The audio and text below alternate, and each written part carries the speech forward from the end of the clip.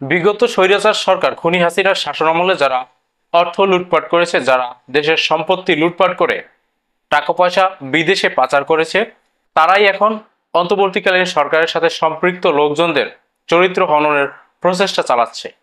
এই বিষয়টি যাদের আলোর মতো পরিষ্কার, তবে এই বিষয় নিয়ে বেশ কিছুদিন যাবৎ বিএনপি তাদের মুখে কুলুপ এঁটে রেখেছিল। গত এক সপ্তাহ আগেও বিএনপি এবং অন্তর্বর্তীকালীন সরকারের সাথে সম্পর্কটি ঠিক সাপ এবং নেউলের পর্যায়ে পৌঁছে গিয়েছিল, কিন্তু প্রধান উপদেষ্টা এবং বিএনপির ভারপ্রাপ্ত চেয়ারম্যান জনাব তারেক রহমানের মধ্যকার যে বৈঠক অনুষ্ঠিত হওয়ার কথা রয়েছে, সেটাকে সামনে রেখে বিএনপি এবং অন্তর্বর্তীকালীন সরকারের মধ্যে সম্পর্কের বরফ গলতে শুরু করেছে। আর এরই ধারাবাহিকতায় বিএনপির অত্যন্ত সিগনিফিকেন্ট নেতা সিনিয়র যুগ্ম মহাসচিব জনাব রুহুল কবির রিজভী একটা গুরুত্বপূর্ণ মন্তব্য করেছেন। আমি তার মন্তব্যটা একটু পড়ছি, তারপরে বিশ্লেষণ করব।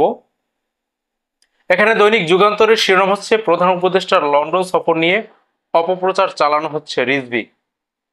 সোজা কথা, প্রধান উপদেষ্টাকে পক্ষে নিয়ে তিনি খুব শক্ত ভাষায় এখানে বেশ কিছু মন্তব্য করেছেন।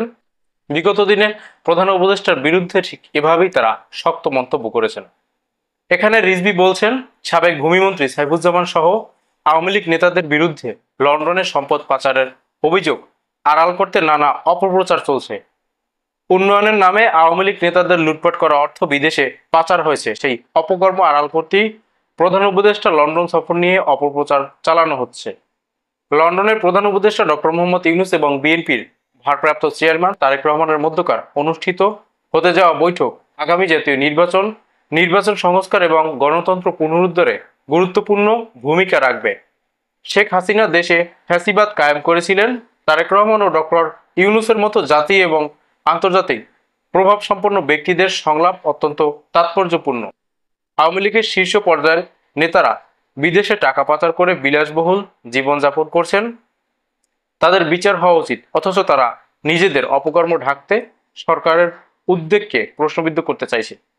সর্বশেষ আমাদের গভর্নর জনাব আহসান এস মনসুর তার মেয়ের দুবাইতে ক্রয় করা একটা ফ্ল্যাট নিয়ে শেখ হাসিনার পুত্র সজীব ওয়াজেদ জয় যে আপত্তিকরভাবে ফেসবুকে স্ট্যাটাস দিয়েছেন, সেটা অত্যন্ত লজ্জাজনক বিষয়।